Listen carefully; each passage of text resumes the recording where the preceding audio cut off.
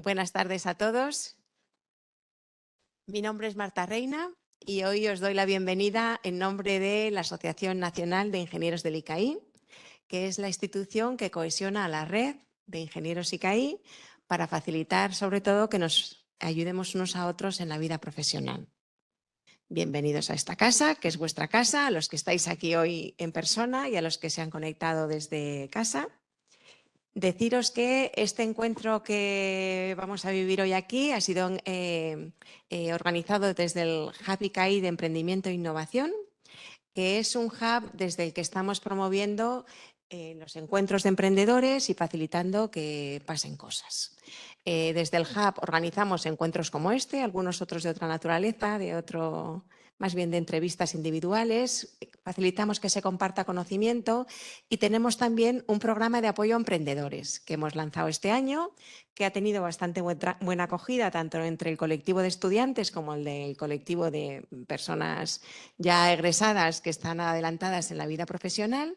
Y bueno, pues desde ese programa incubamos proyectos que están tanto en fase de ideación como en fase de arranque. En septiembre lanzaremos siguiente convocatoria para el año que viene, o sea que si alguno tiene idea de lanzar alguna cosa y busca acompañamiento, estamos a su disposición.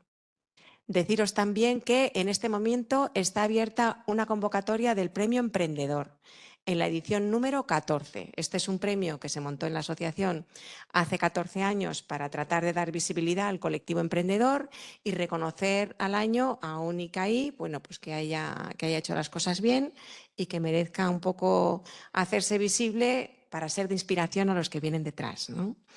La convocatoria está abierta, estará abierta hasta finales de junio. Si alguno cree que es merecedor de un reconocimiento, pues que se presente. Y si queréis presentar algún compañero que creáis que lo puede merecer, pues adelante también, ¿no? La convocatoria, ya os digo, que está abierta hasta finales de junio. Si os parece, empezamos ya con lo que habéis venido a ver, que es la conversación entre Isabel y Sonia. No sé qué currículum es más largo que el otro. Las dos tienen alma de emprendedoras, han empezado una cosa, otra cosa y otra cosa y nos van a dar lo que en su opinión son claves para emprender, que yo creo que es unos aprendizajes que tienen mucho valor. Y bueno, vamos a tener en primer lugar la conversación entre ellas dos, que se van a sentar aquí. Luego todos podremos formular preguntas, tanto los que estáis aquí como los que estén conectados desde casa. Y luego tendremos un aperitivo en el que poder continuar la conversación. Deciros también que la sesión se está grabando. En cuanto la editemos, la subiremos al canal de YouTube y bueno, pues podréis verla otra vez o compartirla con quien os parezca oportuno. Si os parece, Sonia e Isabel, adelante.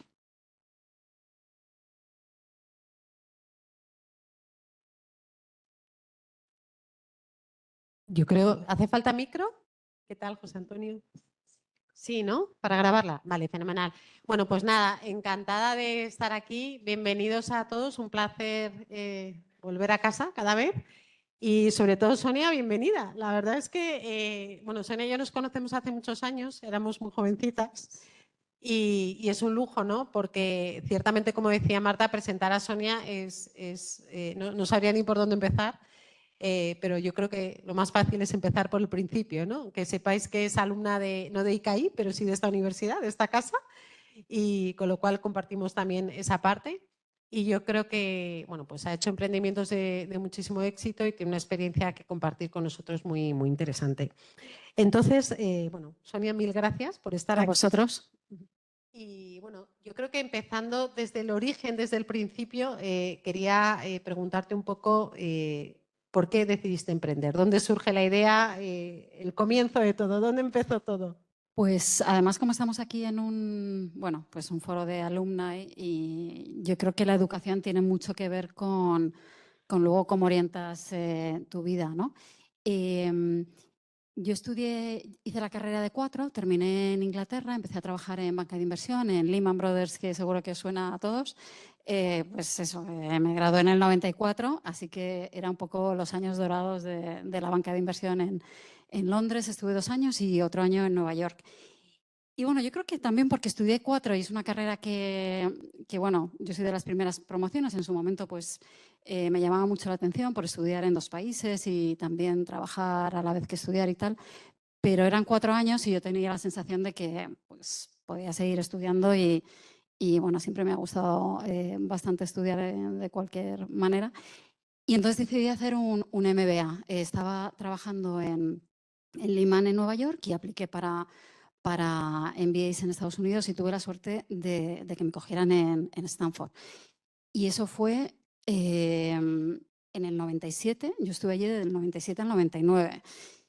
Y realmente ir allí me cambió totalmente la percepción de lo que se podía hacer. Yo creo que en los 90 estudiar en España y emprender, o sea, creo que, bueno, en estos 25 o más años, 30 años ya que han pasado, no tiene nada que ver. O sea, yo creo que ahora los jóvenes tienen ideas de poder emprender que en mi época emprender, o sea, no estaba ni siquiera en el radar de las posibilidades. Si más o menos te daban bien los estudios, pues ibas a consultoría, banca de inversión o alguna empresa corporate grande y esa era un poco tu mejor opción, ¿no?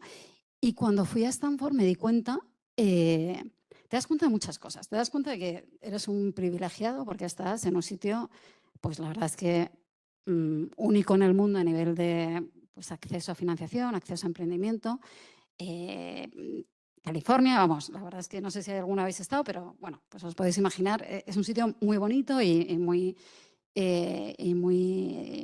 especial. Pero te das cuenta que la gente que está ahí contigo, pues ni es más lista ni es más tonta, o sea que estás más o menos, o sea, muchas veces tienes un poco el síndrome de que es el síndrome del impostor, ¿no? Que eres el error de admisiones, pero también te das cuenta que estás compartiendo clase y bueno, pero la diferencia es que ellos se lo creen. Y entonces tienes a los americanos o de otras nacionalidades que dicen, no, yo voy a hacer esto, voy a emprender. Y dices, joder, y este tío va a emprender, o este tío va a emprender. Y dices, jo, pero que tampoco son muy distintos en el fondo, ¿no? Y entonces yo creo que ahí es un poco, te das cuenta que estar rodeado de gente que se atreve a hacer cosas, te impulsa a atreverte tú también.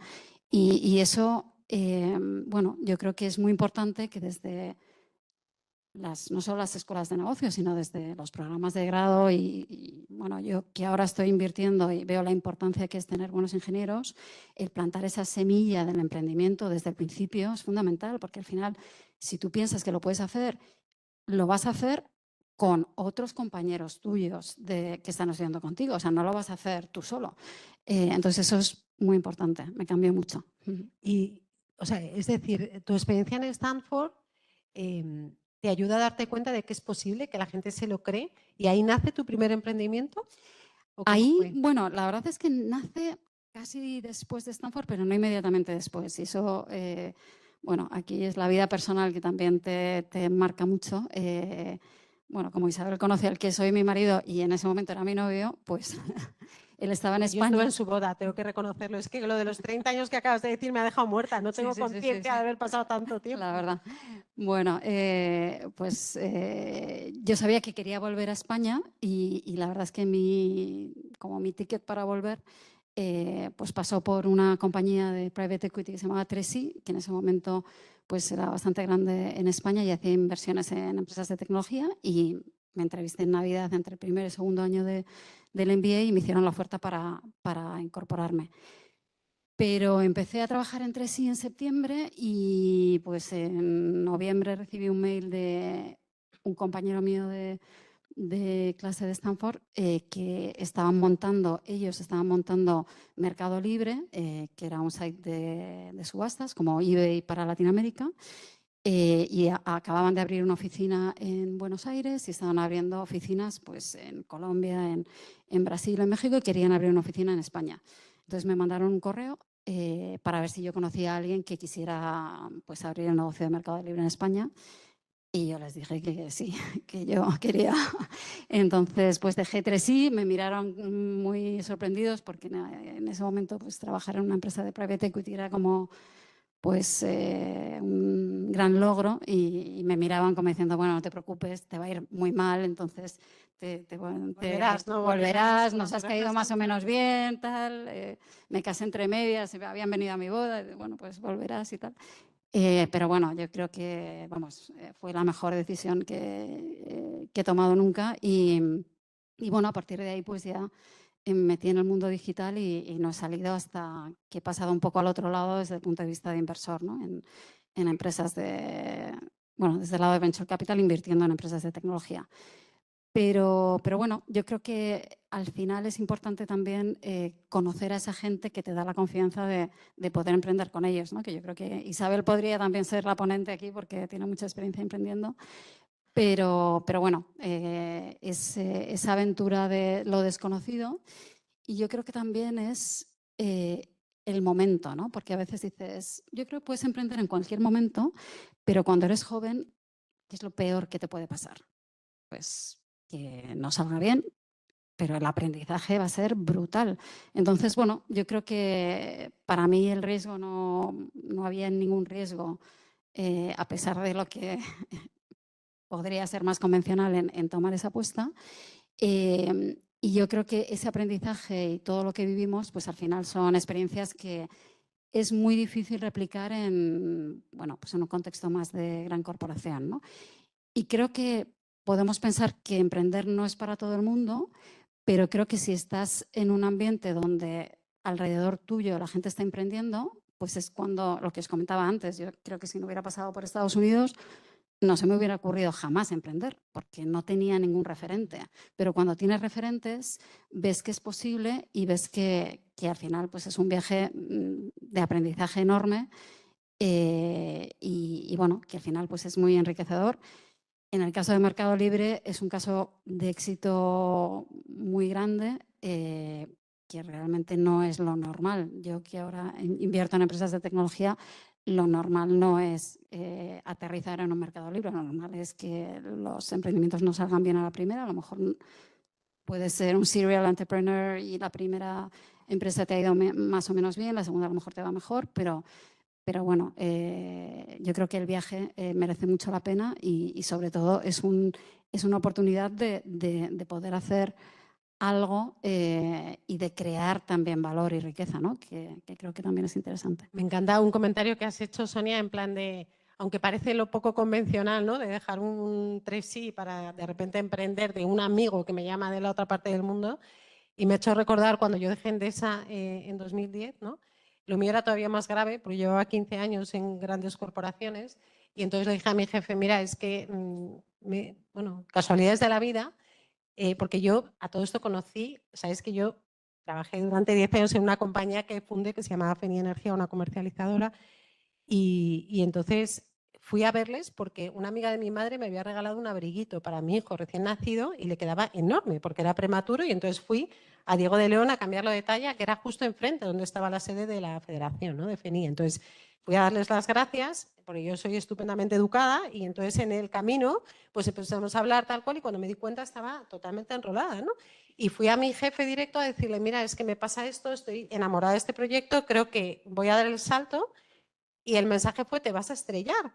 Claro, o sea, que con 15 años de pasado en gran corporación y tal, yo llegaba a mi casa y no podía dormir porque decía, estaré loca, de verdad, o sea, llevará razón, ¿no?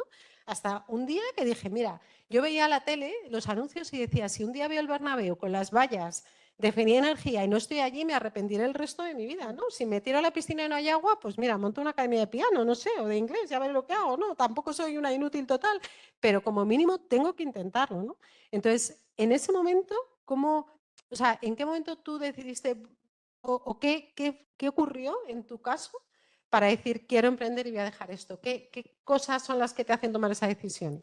O sea, para mí, pensad que esto era final del 99, donde estaba, en el mundo digital estaba todo por hacer. O sea, creo que ahora emprender es, quizás tienes más referentes, pero es mucho más difícil ver exactamente en qué proyecto te quieres meter a lo mejor. Pero en ese momento era como, está todo por hacer, y sobre todo me parecía que era una privilegiada porque sin saber nada, o sea, porque yo he trabajado en banca de inversión, pues corporate finance, analista, o sea, nunca había llevado ningún equipo, no tenía experiencia de management. Y pensé, tener esta oportunidad de poder crear algo, montar un equipo sin haberlo hecho antes, porque realmente tampoco nadie sabe nada de e-commerce, es que nadie sabía. Me parecía, o sea, espectacular tener esa oportunidad, ¿no?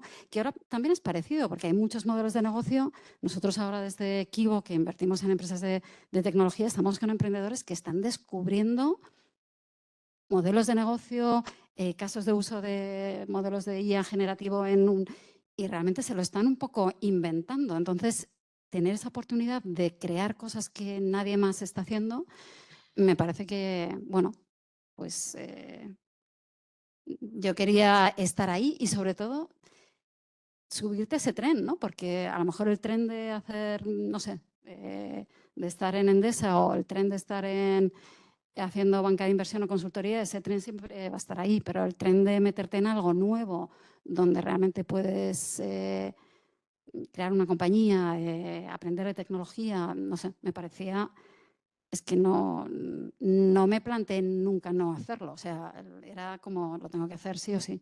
El gen, ¿no? Que llaman el gen de emprendedor. Y en el caso de Mercado Libre, ¿qué parte del éxito de ese proyecto fue la idea en sí? ¿Qué parte de la ejecución? ¿Cómo lo valorarías? ¿Cómo de importante es la idea de negocio en ese emprendimiento? Pues mira, la ejecución sobre la idea, 100%. En ese momento, y yo creo que ha pasado mucho en Internet, ha habido como olas, ¿no? Y en ese momento las empresas de subastas, había como 3 o 4 a la vez. Y en Argentina nosotros nos estábamos, o en Latinoamérica nos estábamos peleando contra una empresa que se llamaba De Remate, que les acababa de meter dinero Telefónica, tenía mucha más financiación. Yo me acuerdo, iba a Buenos Aires y salías del aeropuerto y tenías todas las vallas, ponías la televisión y era todo anuncios de Remate y parecía que nos iban a matar a nivel de comer el mercado totalmente. Y realmente, pues ellos no supieron ver las dinámicas del mercado, gastaron demasiado y muy rápido y no pudieron financiarse tan bien como nos pudimos financiar luego nosotros y al final terminamos nosotros como Mercado Libre comprando a De Remate, ¿no? Y yo creo que en Mercado Libre la filosofía de los founders, y podéis ver, a día de hoy Marcos Galperín sigue siendo el CEO de Mercado Libre, era una mentalidad muy de esto es algo que estamos creando nosotros. O sea, sí, hemos pedido capital y tenemos financiación externa, pero esto es nuestro. O sea, tú no puedes... y Marcos, que era el CEO de la compañía, venía a Madrid y no cogía un taxi, se iba en metro. Pero, o sea, esta filosofía de... Y nosotros lo vemos mucho en las compañías desde Kivo ahora que financiamos, de emprendedores que son muy... lo que se llama bootstrapping, que es, oye, pues vamos a intentar hacerlo lo máximo con el dinero que tenemos, porque en el fondo, si aceptamos capital de un tercero, estamos cediendo parte de nuestra compañía a otro, ¿no? Entonces, yo creo que esa mentalidad de estamos creando algo que es del equipo y mimarlo y tener mucho cuidado también con el uso del capital, yo creo que al final fue... Y al final eso es ejecución más que idea. La verdad que ahí en mi experiencia, yo siempre lo cuento que en realidad es verdad que las ideas impulsan los negocios, ¿no? Pero al final para emprender yo creo que lo puedes hacer de dos formas. O hacer algo que nadie hace, como posiblemente fuera en su origen Mercado Libre aquí en España, o hacer algo que otros hacen pero tú lo haces mejor. Bien porque lo haces más rápido, bien porque lo haces más barato, bien porque lo haces más eficiente o por lo que sea, ¿no? Y en cualquiera de los dos casos, o al menos en mi experiencia, por ejemplo, en el caso de la comercialización de energía, yo siempre decía, si es que la electricidad la vende todo, o sea, todas las compañías venden electricidad, no es un commodity, ¿no? O sea, realmente el hecho en sí, el producto es el mismo. Lo que cambia es el cómo lo haces, ¿no? Y la aproximación al mercado, el centrarte en el cliente y no en el producto en sí. Y yo creo que, al menos en mi experiencia, la forma de hacerlo distinto fue lo que consiguió que el producto en ese momento en el tiempo pues funcionara, ¿no? También has comentado un tema que me parece muy interesante, que es el capítulo momento vital, ¿no? O sea, es decir, yo creo ciertamente que el esfuerzo de tiempo y de dedicación, que es 24/7, 365, que requiere un emprendimiento es enorme, y sobre todo si tienes un fondo que te invierte. Y cuanto más joven, mejor, ¿no? Porque requiere muchísimo, ¿no? Sí, nosotros desde Kivo Ventures como fondo financiamos, bueno, una asociación que se llama ANCLA.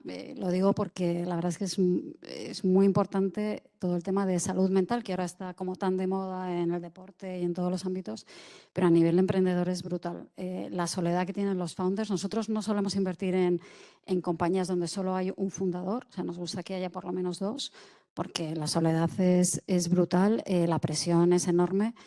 Y tienes que saber gestionarlo y te tiene que pillar un momento vital donde puedes también dar todo ese tiempo a la compañía. Muchas veces, o sea, nuestros founders son jóvenes, porque en general pues, se emprende joven, pero bueno, también se casan, van teniendo hijos y ves cómo las demandas también de la familia y otros compromisos, pues es muy difícil de combinarlo. Y al hilo de eso, Sonia, hablando ya de los equipos, porque claro, aquí está la figura del founder o los co-founders, cuando son varios, que tienen esa idea y empiezan a desarrollar un negocio y tal, pero luego hay que crear un equipo, ¿no? Y yo siempre digo, o al menos como yo lo veo, que la diferencia entre una compañía y otra son las personas. Entonces, ¿cómo has vivido tú esto? ¿Qué experiencias tienes y cómo desde la versión ahora del fondo que invierte pensáis en esa selección de esos equipos o de esas personas? El equipo, nosotros que desde Equivo hemos invertido ya como en 70 compañías desde hace 12 años que estamos invirtiendo.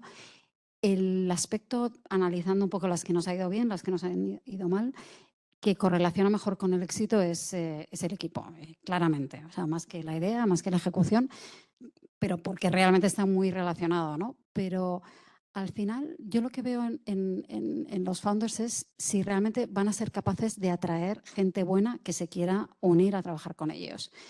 Y tenemos ejemplos de gente brillante, pero no buenos. O sea, a lo mejor pues el clásico genio con la idea muy friki, por decirlo de alguna forma, o sea, pero con poquísima habilidad y capacidad social, y eso al final va a ser muy difícil porque tú te tienes que relacionar con los ingenieros para desarrollar el producto, pero lo tienes que vender y además tienes que contratar a gente con un perfil diferente y tienes que convencer a inversores y al final el perfil de founder es una persona que tiene que ser capaz de vender la idea y de atraer a gente que se sume a trabajar con ellos. Entonces, cuando vemos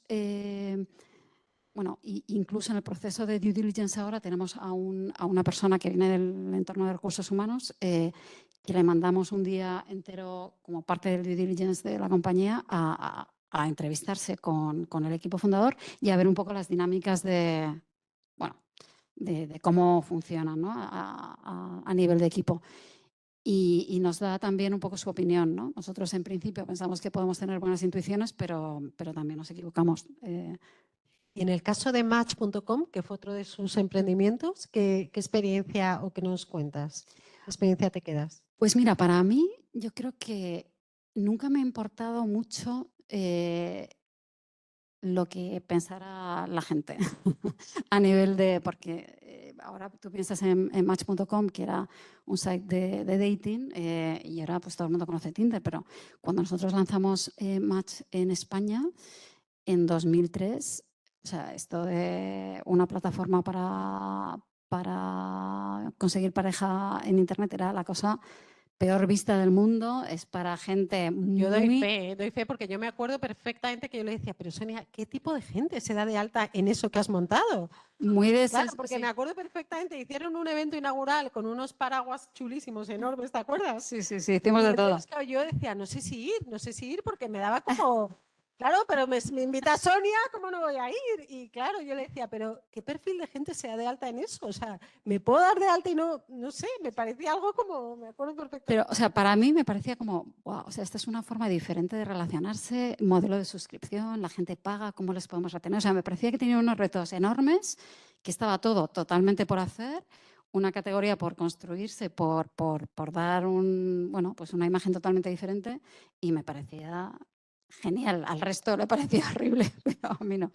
Pero bueno, yo creo que emprender también es hacer cosas que no se han hecho antes y que te apetezca ese reto, ¿no? Porque normalmente los negocios que salen mejor es porque, como comentabas tú antes, Isabel, o porque están ya inventados pero se pueden hacer de otra forma, o realmente nosotros cuando entrevistamos a fundadores les decimos, vale, esto está muy bien, pero o sea, ¿cuál es tu, en inglés es el secret sauce o moat, hay un montón de palabras de estos pero, o sea, ¿tú realmente qué tienes? Porque algo diferente vas a tener que hacer, ¿no? Entonces, el que te guste poder ver cómo lo puedes hacer diferente, pues, y que los demás, o sea, que no te importe mucho que los demás piensen que es una locura, pues realmente ahí es donde es el reto, ¿no? Y desde el punto de vista, Sonia, del inversor, como Kibo, por ejemplo, ¿qué criterios usáis a la hora de decidir o qué exigís de las compañías donde invertís, así en general, para decir, venga, esta me gusta, esta no me gusta? ¿Cómo se hace eso? Nosotros entramos no tan al principio. No sé si estáis un poco familiarizados con las etapas de inversión, pero bueno, la primera etapa es intentar hacer lo máximo que puedas con el dinero que tengas, que es lo que os decía antes de bootstrapping, que es, pues si tengo X dinero en el banco, voy a intentar que esto me dure lo máximo posible para demostrar que he podido hacer algo con este dinero. Luego estaría lo que sería, pues, lo que se llama las 3 Fs, no sé si os suena un poco, lo de Friends, Fools and Family, que es, bueno, pues tu entorno más cercano, porque si no consigues dinero en tu entorno más cercano, también es un poquito, o sea, alguien debería creer en ti para darte algo de dinero para continuar tu proyecto. Y luego ya levantas lo que se llamaría capital semilla, ¿no? Y ahí nosotros como fondo no entramos, o entramos muy excepcionalmente, y ahí normalmente el negocio no tiene mucha atracción. A lo mejor sí que tienes la idea, has empezado a lo mejor a hacer algún piloto, tienes algo, pero normalmente no tienes casi nada.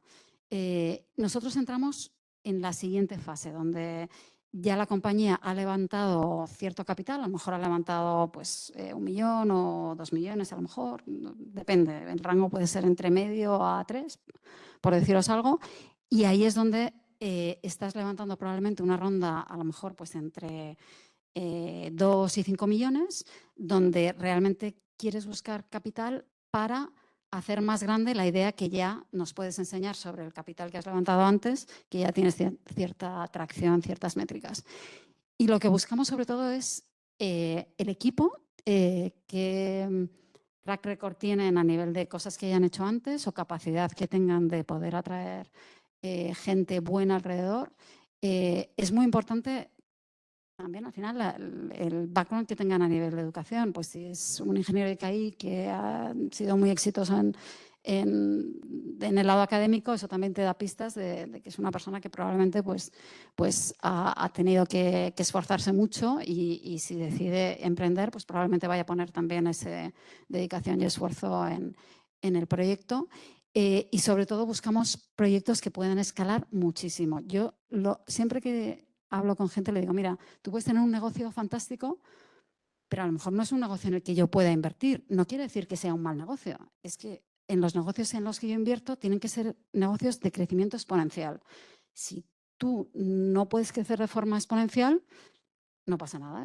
Puede ser un negocio, incluso muy buen negocio y muy rentable, pero no es un negocio que sea interesante para fondos de capital riesgo. Nosotros tenemos un ratio de acierto relativamente bajo y tenemos una mortalidad alta, porque intentamos invertir en negocios que puedan ir y escalar muchísimo. Si esos negocios van muy bien, pues en principio nos compensa los negocios que al final pues lo han intentado, pero no lo han hecho, no han podido tener ese éxito. Pero bueno, tienen que tener ese crecimiento exponencial, tener sobre todo mucho conocimiento del mercado y es muy difícil que invertamos en negocios que piensen que no van a salir de España. Ya tienen que ser negocios globales desde el principio, porque realmente invertimos normalmente en software y el negocio de software pueden hacer en España, en Letonia, en Colombia o en cualquier sitio y van a tener que competir en mercados totalmente globales. La verdad es que es curioso, ¿no? Lo de la escalabilidad. El otro día leí una entrevista que hacía José Elías, el fundador de Audax, que ahora tiene, bueno, compró luego muchas cosas, tiene una empresa bastante grande y decía justamente eso, ¿no? Que el criterio para él invertir era la escalabilidad, que si no era escalable no le interesaba, ¿no?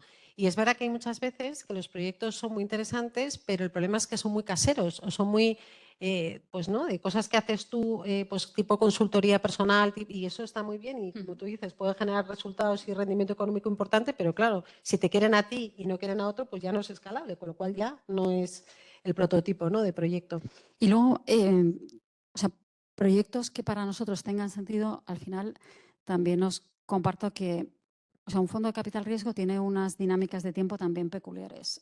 Nosotros tenemos como máximo 5 años para invertir el fondo. Nosotros ahora terminamos de invertir en el fondo actual, que es el tercer fondo, son 120 millones. Ya estamos en el periodo de inversión acabándolo.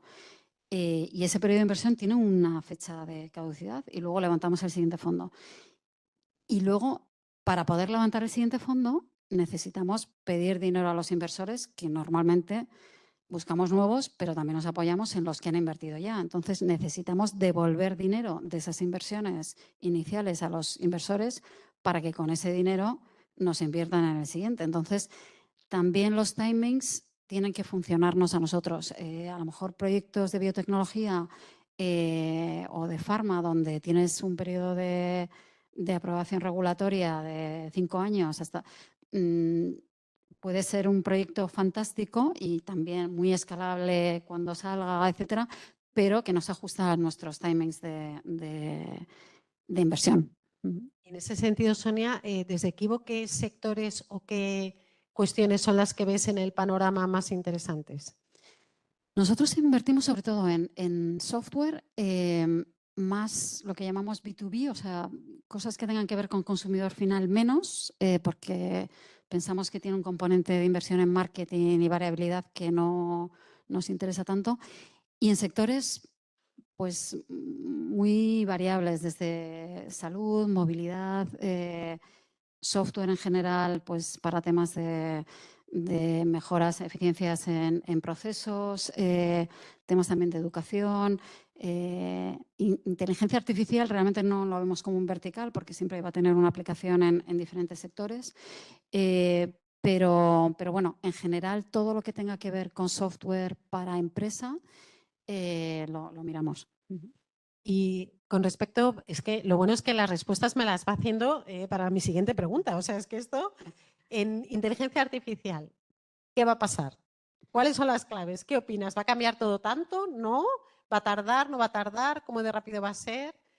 ¿Cuánto dinero hace falta? No sé, ¿qué opinas? Pues nosotros vemos que hay en inteligencia artificial hay como diferentes capas, ¿no? A lo mejor estáis familiarizados con lo que se llaman los modelos fundacionales, que eso es lo que habéis utilizado en OpenAI o ChatGPT, o hay otros, Google tiene el suyo, Meta tiene el suyo, hay diferentes modelos. En Francia hay una compañía que quizás os suena, que se llama Mistral, que también pues, es un modelo fundacional.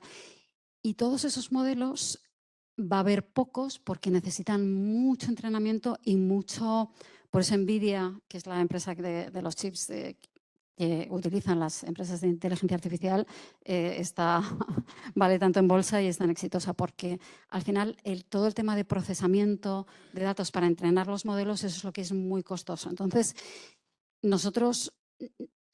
Eso no va a haber muchas compañías que vayan a ser capaces de tener esos modelos fundacionales. Pero encima de esos modelos se van a poder crear muchas aplicaciones que, como si dijésemos, tienen la base en esos modelos fundacionales y sobre eso crean casos de uso.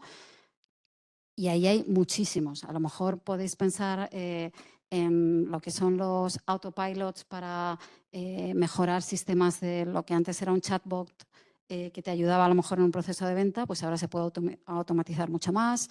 En generación de contenido, en detección de audio y generación de audio. O sea, hay muchos casos de uso que ahí lo interesante es ver precisamente cuál es el caso de uso, porque puede haber tecnología que se puede desarrollar y modelos que pueden hacer algo, pero tienes que ver cómo lo aterrizas, ¿no? A lo mejor es un modelo que puede entender el lenguaje, y eso hay muchos modelos que ya el lenguaje se entiende muy bien, pero ¿para qué te va a servir? Bueno, pues a lo mejor te sirve para en el vertical de legal, porque eso hace que sea un bufete de abogados muchísimo más eficiente, extrayendo toda la información pues, yo qué sé, de los casos legales y puede llegar a un outcome mucho más sencillo, ¿no?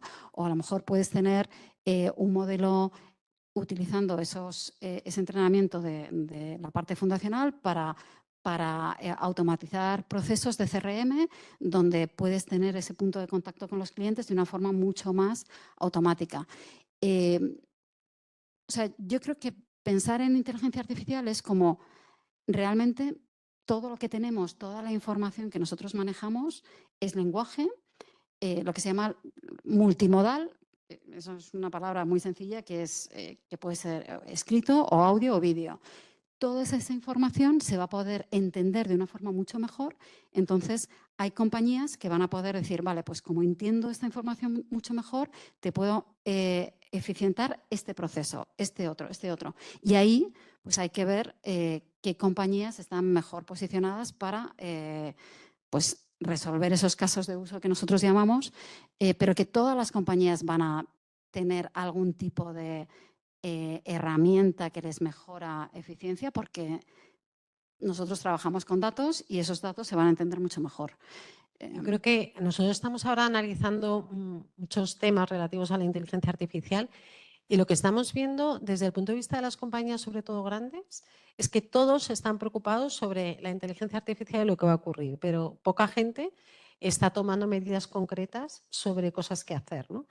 Y particularmente en el ámbito de los consejos de administración es que hay un desconocimiento casi generalizado, ¿no?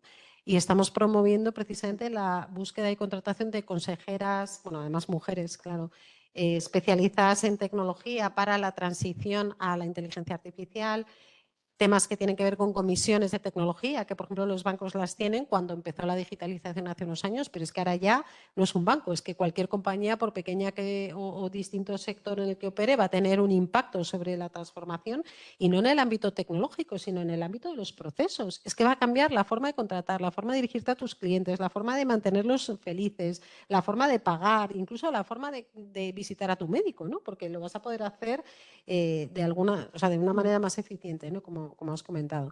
Con lo cual, yo creo que ahí sí que hay una transformación que está ya aquí y que será rápida, ¿no? Y hay un tema también muy interesante y hay compañías que están trabajando, hay una en Barcelona que está haciendo trabajo muy interesante en cuáles son como los límites y cómo las compañías van a definir cuál es su ética a nivel de inteligencia artificial y qué tipo de respuestas van a permitir que se generen con la información que tienen. Y eso es algo bastante interesante. No sé si leísteis hace varias semanas, Google al final, con su sistema de fundacional que comentábamos antes, tiene un suyo, se llama Claude, bueno, es un sistema, y generaba respuestas que no tenían, que eran absurdas en el sentido de dame fotos de vikingos y a lo mejor tenías un vikingo negro, o sea, cosas que no tenían sentido.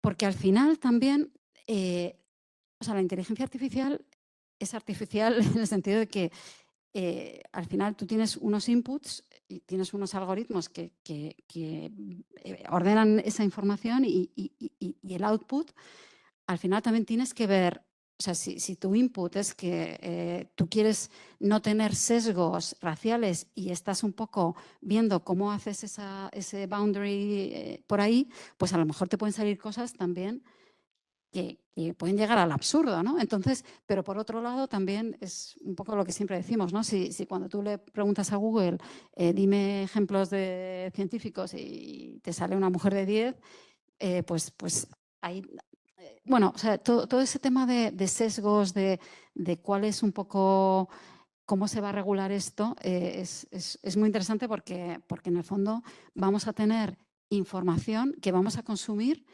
que de alguna forma nos va a llegar y ese input y ese output no lo estamos controlando, ¿no? O sea, me parece interesante. La verdad que es increíble lo que nos viene por delante. Y yo, Sonia, se nos está quedando ya el tiempo bueno, muy estrecho. Te quería comentar y preguntar un poco, ya desde un punto de vista más personal, ¿qué es lo que en tu mundo de emprendimiento, ¿no? O sea, ¿qué cosas te han faltado, qué has echado de menos o qué te hubiera gustado que fuera de otra forma? Pues yo creo que todo el tema que ahora se está haciendo más, pero todo el tema de mentoring y de poder apoyarte en otra gente, yo creo que es fundamental. Os hablaba antes de Ancla, esta asociación para founders.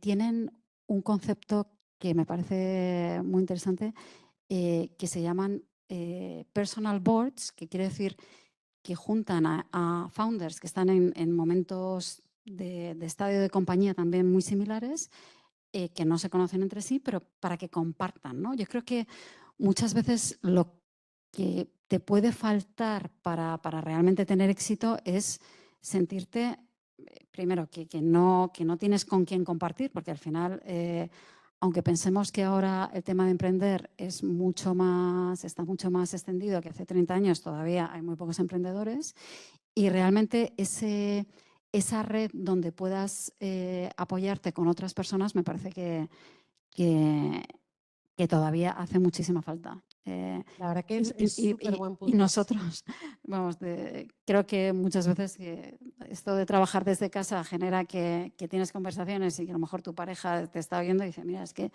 todo el día te pasas todo el día hablando con los emprendedores, pero es que es más como una psicóloga que más...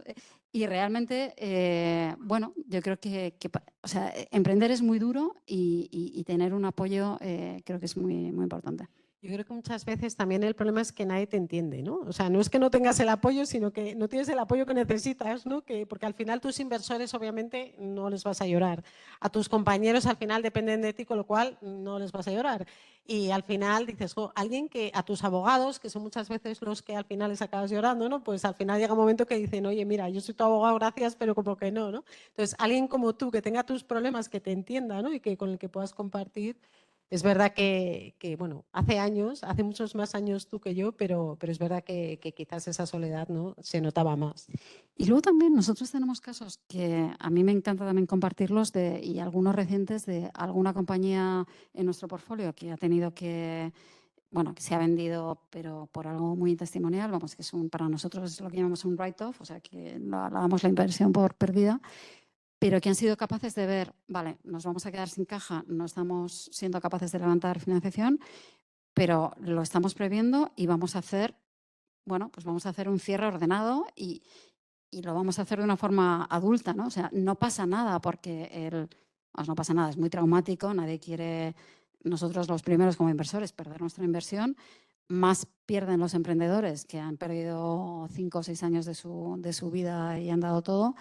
Pero dentro de eso, hacerlo bien y tener ese aprendizaje de poder, pues pensar, es una etapa, no ha salido bien, pero la vida sigue, ¿no? Y creo que eso también es importante. Y al hilo de eso, me encanta el comentario porque al final, y yo creo que en España somos especialmente como distintos a la hora de valorar los éxitos y los fracasos, ¿no? Y a mí me parece que realmente es que el fracaso no debería ni siquiera existir la palabra, porque algo que no sale bien porque no cumple el objetivo realmente no es un fracaso, es simplemente una experiencia distinta a lo previsto, ¿no? Entonces, y de eso al final, si el objetivo es aprender, pues ya tienes ese aprendizaje contigo, ¿no? Aunque no hayas cumplido el EBITDA esperado, las ventas esperadas o lo que tú quieras, ¿no? En ese sentido, Sonia, o sea, ¿qué experiencia consideras de toda tu carrera emprendedora que ha sido algo que digas, de esto no era como esperaba o no me gustó tanto o no me salió tan bien, de la que hayas aprendido? Lo más difícil realmente es lidiar con personas y con gente del equipo que te decepciona. Yo creo que eso en emprendimiento y no en emprendimiento, o sea, a nivel corporativo también pasa. Y creo que, pues experiencias de haber confiado en gente que pensabas que estaba muy comprometida con el proyecto y que resulta que luego pues no lo estaba tanto y lo deja, pues eso yo creo que es lo que más te duele, porque yo creo que sí que es verdad también, a veces como founder tú tienes un nivel de compromiso que esperas que el resto lo tenga y eso también a veces es un poco iluso, ¿no? Porque tú también tienes un upside mucho más grande a lo mejor otro empleado que a lo mejor puede tener un plan de opciones pequeño, pero pedir que todo el mundo esté tan implicado como estés tú, pues tú piensas que es así, pero la realidad es que muchas veces pues no lo consigues y realmente es normal. No todo el mundo tiene ese mismo grado de... Es verdad, pero al menos en mi experiencia, yo creo que yo siempre, cuando empiezas algo, todo el mundo ya os decía, no estás loca. En mi caso, además, es que me lo decían a la cara, ¿no? Yo decía, pues llevarán razón, no sé. Al cabo de los años, qué suerte ha tenido. Fíjate, ¿no? Cuánto ha crecido, qué bien, ¿no? Y entonces, claro, yo decía, o sea, que soy la misma que estaba loca hace unos años. Ahora, qué suerte has tenido, ¿no? No es que tengas suerte, es que trabajas mucho y que luego, oye, también la suerte influye, ¿no? Y tal. Pero al final es verdad que el contagio, ¿no? Y siempre decimos, es que lo hemos conseguido porque nunca pensamos que fuera imposible, ¿no? Porque si estás pensando que es imposible, como que no eres capaz, ¿no? Mientras que si tienes esa ilusión, esa potencia, ¿no? De llevar a cabo las cosas en las que tú realmente crees, pues es más fácil alinearte con la gente y en equipo sacar las cosas adelante, ¿no? Y bueno, quería preguntarte para terminar esta charla y ahora, bueno, pues seguro que hay más preguntas. ¿Qué le dirías a algún emprendedor del mundo como mensaje? O sea, ¿qué es lo importante para ti que le trasladarías a un emprendedor que quisiera iniciar un emprendimiento? Pues yo creo que no tener miedo. Yo creo que si a nosotros los emprendedores que más nos gustan son los que quieren resolver un problema real y normalmente llegan a ese problema porque lo han vivido antes. Y eso seguro que conocéis muchas historias de emprendedores de, bueno, es que esto no lo podía hacer donde estaba o siempre esto veía que era un problema y tenía esa necesidad de solucionarlo, ¿no? Y yo creo que si realmente esa pasión y esa convicción y esas ganas de solucionar un problema, de hacer algo mejor, están ahí, yo creo que nunca hemos estado en un mejor momento. Si lo pensáis, el ecosistema inversor en España, y eso que España todavía a nivel incluso europeo y mundial es una gotita dentro de todo el capital que hay para financiar este tipo de proyectos, está ahí. Entonces, yo creo que los emprendedores con buenas ideas, con lo que llamábamos antes el caso de uso, el problema real, que tienen el convencimiento de que lo pueden resolver y se pueden rodear de un equipo bueno al que puedan atraer, el capital está ahí, con lo cual yo creo que es una oportunidad brutal para emprender. Además, España tenemos acceso a capital, tenemos acceso a talento enorme, o sea, yo creo que no tenemos nada que envidiar a nivel de ingenieros, sois alumnos de ICAI, pero tenemos escuelas en Barcelona, en Valencia, en cualquier capital española, tiene escuelas de ingenierías muy potentes. Tenemos capacidad de trabajar a nivel global porque podemos atraer talento que puede trabajar en remoto y podemos realmente montar empresas muy grandes desde aquí de una forma mucho más sencilla que hace 5 años y vamos, yo creo que las oportunidades son enormes. La verdad que dan ganas, o sea, yo ya me voy de aquí a pensar ideas, Sonia, y a mí ya no me toca, por favor. Pues nada, agradecerte un montón. No sé si queréis comentar algún tema, como estamos aquí en familia, alguna pregunta, alguna cuestión que queráis compartir.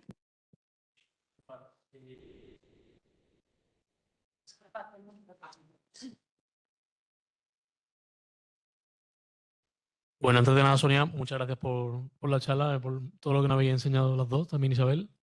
Tengo un par de preguntas muy diferentes.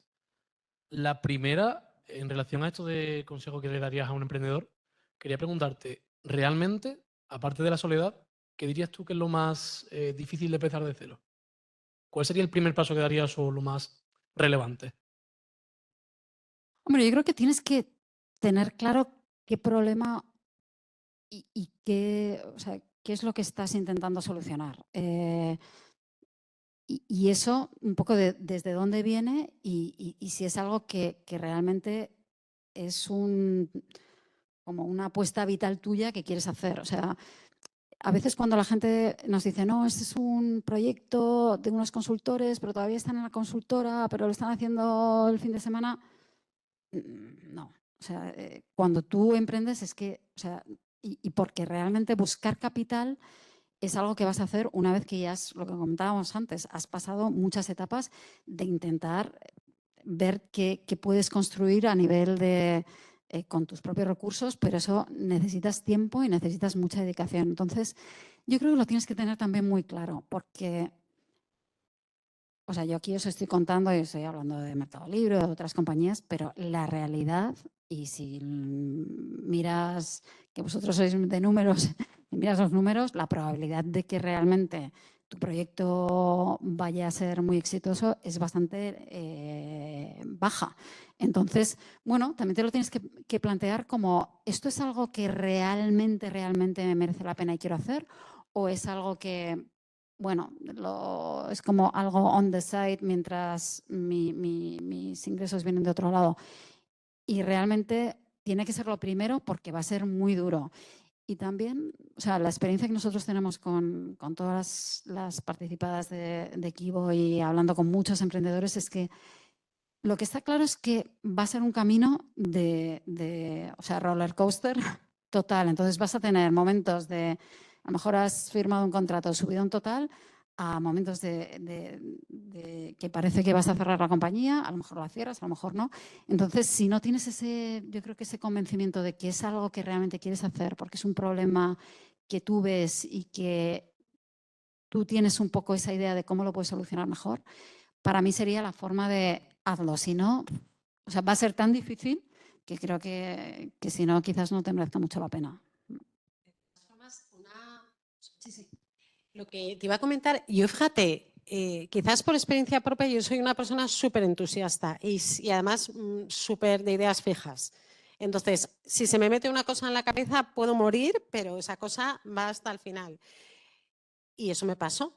Y la verdad que, bueno, pues empecé llorando como una magdalena en mi primer emprendimiento porque decía, ¿quién me manda a mí dejar Endesa? O sea, estoy loca, realmente llevaban razón, tal.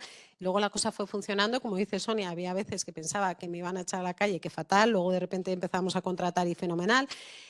Pero si tuviera que echar la vista atrás y volviera a ese momento de mi vida, una cosa que haría distinta es asesorarme mejor.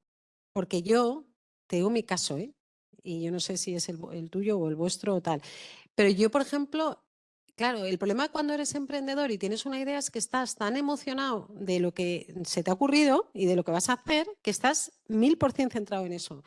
Y no te das cuenta que liderar una compañía no es eso solo, son otro montón de cosas, desde la estructura de capital, el socio financiero, no sé, los órganos de gobierno. O sea, hay millones de cosas que nada tienen que ver con tu idea, o poco tienen que ver, y que son muy relevantes. Y con los años, esto es como cuando tu padre te dice cuando serás padre cuando seas padre comerás huevos, pues lo mismo, pero en el momento de emprendimiento, cuando inicias.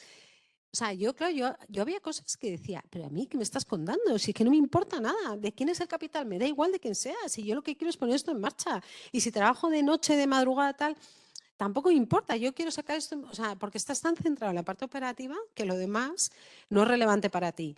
Entonces, con el tiempo te das cuenta que es muy relevante. Y sobre todo si encima creces y te conviertes en una compañía muy grande, es todavía más relevante, porque claro, ahí ya empieza a importar mucho qué porcentaje de capital tienes, qué porcentaje de representación tienes en el consejo.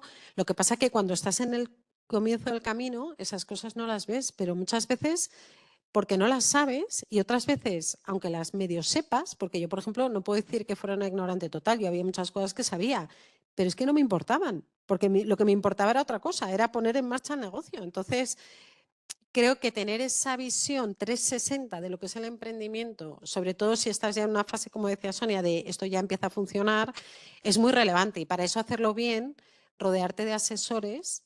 Asesores pueden ser familiares, amigos, emprendedores conocidos, no tienen por qué ser contratados súper caros, ¿no? Que te ayuden a tomar esas decisiones que en origen puedes tomar y que luego ya no puedes tomar.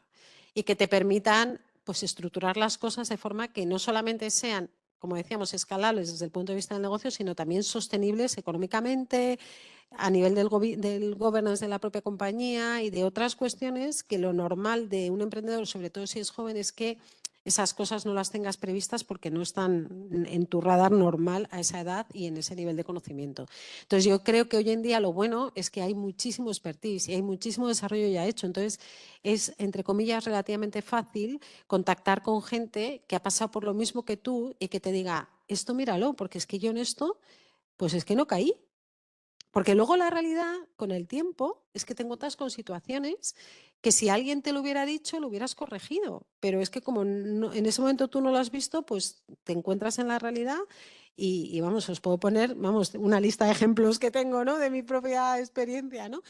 Y claro, es verdad que luego la vida, pues sobre todo si quieres emprender en volumen, pues te lleva tiempo, ¿no? Entonces, claro, tampoco tienes tantas oportunidades. Esto es lo mismo que cuando te compras una casa, pues ¿cuántas cosas te compras en tu vida? Tampoco, o sea, salvo que te toque la lotería y seas multimillonario y te compres cientos, que no es lo común, te compras una, como mucho dos o como maximísimo tres.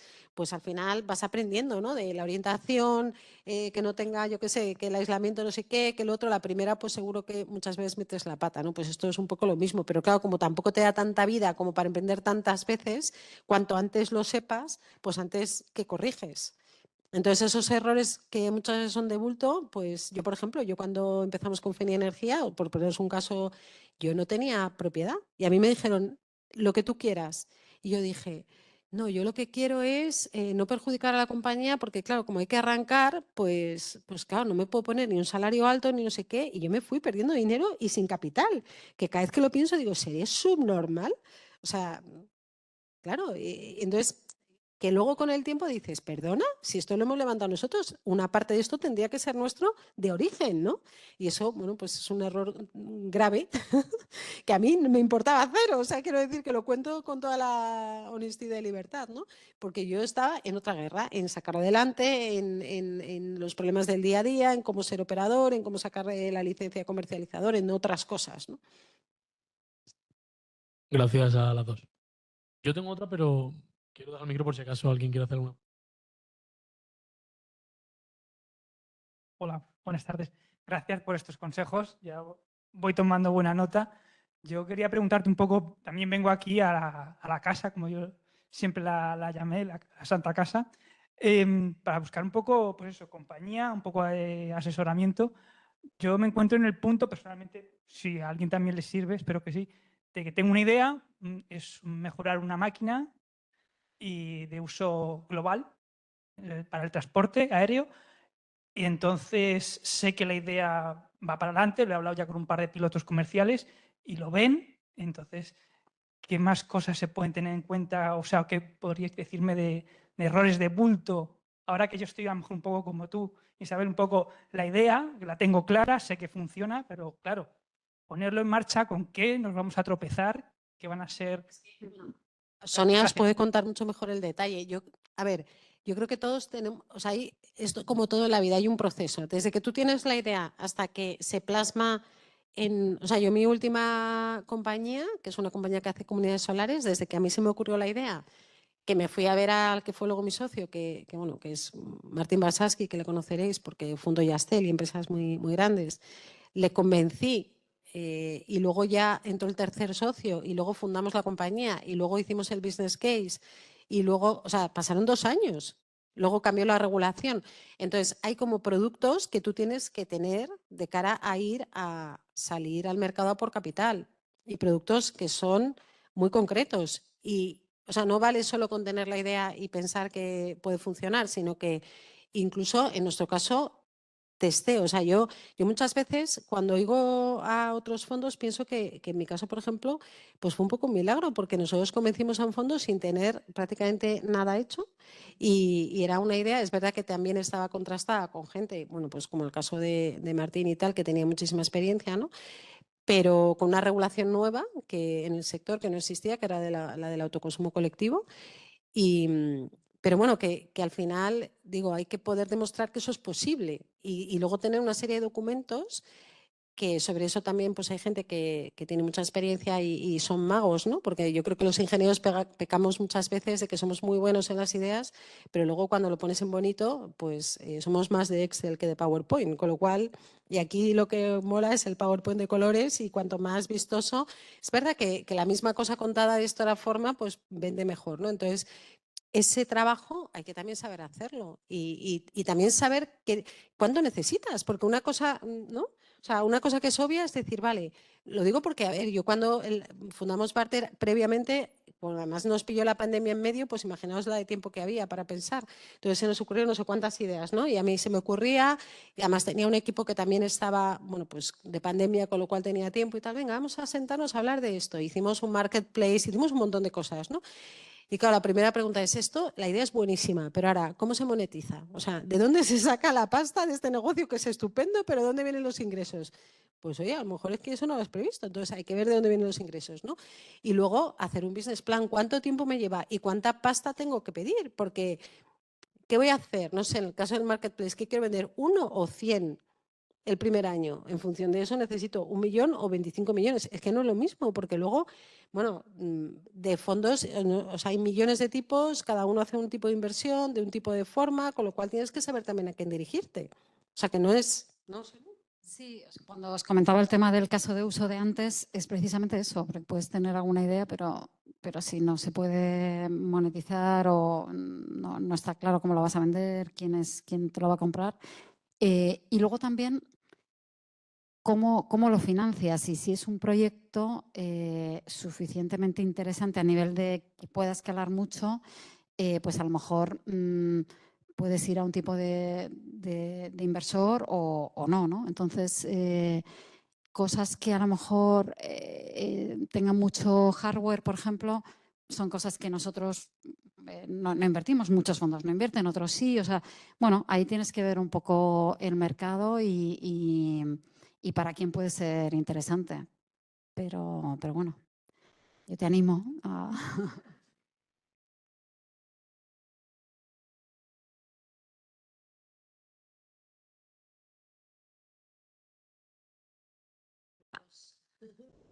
Precisamente, bueno, la segunda pregunta, hablando de capital, he escuchado consejos de todo tipo, pero a veces también dicen que realmente, relativo a capital riesgo y venture capital, no siempre es aconsejable pedir fondo por tema de que el venture, el capital riesgo, te marca muchos objetivos, te mete presión y a veces incluso desestabiliza tu idea o tu propósito. Realmente, ¿por qué debería un empresario o un emprendedor recurrir a un venture capital o un capital riesgo? Muy buena pregunta. Y precisamente antes os decía, no todos los negocios primero son financiables por parte de un fondo de capital riesgo, ni tiene sentido, ¿no? Yo creo que tienes que pedir dinero cuando realmente ese dinero, nosotros siempre hablamos del uso de los fondos, o sea, ¿para qué lo quieres y qué es lo que vas a hacer con ello? Entonces, y también tienes que ver cuánto dinero quieres pedir. Y al final eso tiene que estar un poco alineado con la capacidad que tengas de hacer buen uso de ese dinero. No tiene mucho sentido que porque a lo mejor haya mucho dinero en el mercado te quieras pedir mucho dinero si realmente eso no lo vas a poder poner en buen uso, ¿no? Pero yo te diría que tiene que ser dinero que vaya para escalar y para hacer crecer de una forma exponencial la compañía. Si tú tienes una idea pero te falta X millones para poder contratar el equipo comercial, hacer el despliegue del producto en diferentes países. O sea, el que realmente no tener ese dinero te limite la capacidad de ejecución que tú tengas para tu negocio. Si tú realmente lo puedes financiar o es un negocio que directamente es rentable desde el principio y tú tienes ahí tu deuda bancaria y con eso vas tirando y realmente no tienes una necesidad de levantar más porque no hay un mercado a donde puedas ir con más dinero, pues no tendría sentido que levantes. Y luego también un consejo, yo os diría, muchas compañías no han tenido éxito y al final puede ser un poco no muy intuitivo porque han levantado demasiado dinero y eso es un problema. Nosotros nunca aconsejamos levantar demasiado dinero. Tienes que levantar el dinero que necesites Porque al final, aquí, y eso es a diferencia de lo que es Private Equity and Venture Capital, y en este tipo de compañías, la valoración, el ejercicio de valoración no es muy sofisticado. O sea, normalmente hay una relación muy directa entre el dinero que levantas y lo que te quieres diluir. Entonces, normalmente en cada ronda de financiación, el emprendedor se diluye entre un 15, ya os diría que ya 15, ¿no? Entre un 20 y un 30%. Entonces, bueno, pues si tú levantas más dinero, como no te vas a querer diluir más de un 20, un 30%, pues eso quiere decir que vas a valorar el negocio más alto porque ese 20-30% es lo que no cambia. Entonces, hay una relación proporcional entre esa valoración y lo que levantas. ¿Cuál es el problema? Que si tú has levantado demasiado capital y eso tiene una valoración implícita de X, eso, ¿qué quiere decir? Que tú vas a tener que hacer, es lo que decías tú al principio, vas a tener que hacer delivery de resultados que realmente estén acordes a esa valoración. Si eso al final, ese dinero que tú querías para escalar, no has podido escalar, el mercado no estaba ahí, no has hecho buenas previsiones o has tenido retrasos, el equipo no lo has podido contratar, la gente no te ha funcionado. O sea, los miles de problemas que van a surgir. ¿Qué es lo que pasa? Que cuando eventualmente tú hayas gastado ese dinero y como son scale-ups, son empresas que están quemando capital y no estás siendo rentable, vas a tener que financiarte otra vez. Cuando vuelvas a financiarte, si no estás en esos niveles acordes con esa valoración, no vas a poder financiarte a esa valoración. Entonces, ¿qué pasa? Que nadie quiere levantar capital a una valoración más baja. ¿Por qué? Pues si me preguntas a mí, pues es bastante absurdo, porque tú lo que quieres es seguir financiándote. Al final, pensad que esto es una carrera, es un maratón. Hasta que tú veas, o sea, hasta que llegues al punto de liquidez donde vendas tu compañía van a pasar muchos años. Nosotros, nuestros mejores retornos son en compañías que hemos invertido hace 10 años. Entonces, el que tengas un momento, a lo mejor, que la valoración esté por debajo de la anterior, en el fondo no es ningún drama, pero para el emprendedor es como que eso es imposible. Entonces, bueno, pues no haber levantado tanto, porque entonces tendrías una valoración mucho más ajustada a la realidad de tu negocio. La siguiente valoración sería una ronda superior a la anterior, que es lo que en principio debería ser, y todo es muy bonito y muy y como debería ser. Pero la realidad es que muchas veces los emprendedores piensan que levantar más es mejor porque pueden y al final se pegan un tiro en el pie muchas veces. Pero bueno.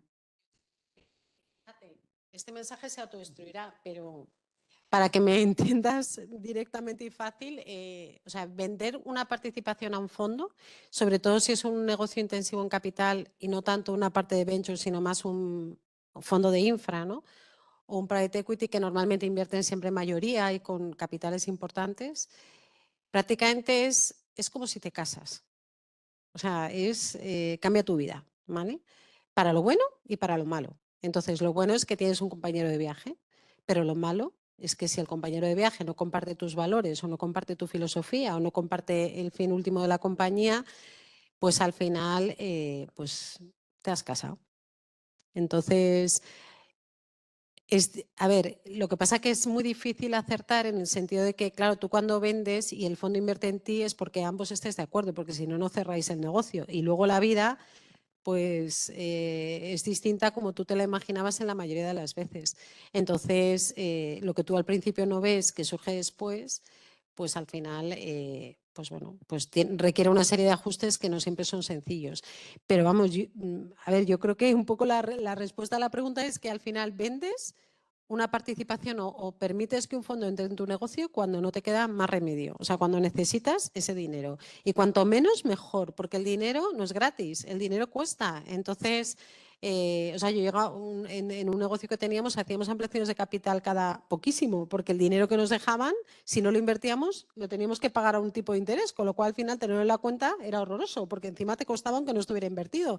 Y como tú quieres poder invertir lo que sea, pero luego la realidad o a nivel de instalaciones o a nivel comercial o a nivel X, pues las cosas no son tan rápidas a veces como tú quieres, o a veces sí, depende, ¿no?, de cada negocio, pero que al final yo creo que hay que plantearse incursión, ¿no? O la venta a un fondo, sea el que sea y del tipo que sea, como una alianza estratégica relevante en tu vida como emprendedor. Y eso implica hacer una due súper profunda de a quién metes en tu compañía. Es decir, elegir muy bien no solo el tipo de fondo, sino qué gente van a ser tus interlocutores, porque te van a exigir un reporting súper intenso y eso también es parte adicional de tu trabajo que antes no tenías. Entonces, y luego pues eso, que sea gente que comparta tu visión empresarial y tus valores, porque si no, esto es lo mismo que si te casas con alguien, pues no sé, por poner un ejemplo típico de película, de otra religión y que luego pues tienes una hija y de repente le ponen un velo o yo qué sé, ¿sabes? Pues que al final es que estás compartiendo algo que es muy tuyo. Entonces tiene que ser alguien que comparta como mínimo lo que tú consideras que es relevante, porque si no al final, antes o después vas a tener problemas, ¿no? Pero lo que está claro es que al final en un negocio que tenga, si es un negocio de capital, tipo un negocio de inversión de, bueno, pues por supuesto una autopista, por poner un ejemplo, una central nuclear o fotovoltaica, no sé, pues evidentemente es que si no lo haces con dinero, no lo haces, con lo cual te tienes que adaptar. La duda no es si buscar o no, la duda es a quién buscar mejor, ¿no? Y buscar ahí con un poco de inteligencia. Y yo creo que ahora es una suerte enorme, como decía Sonia, porque ahora mismo hay muchísimas opciones, ¿no? Pero que todo esto, yo creo que eso, al menos para mí, era una ciencia poco explorada. Yo no tenía ni idea, o sea, y al final tienes que hablar con unos, con otros, preguntar, saber quién está en qué sitio, ¿no? Y yo creo que eso también es un trabajo en sí mismo, ¿no? El saber elegir.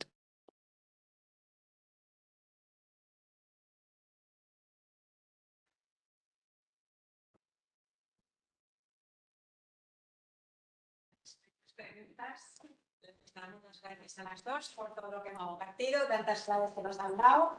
¡Un aplauso!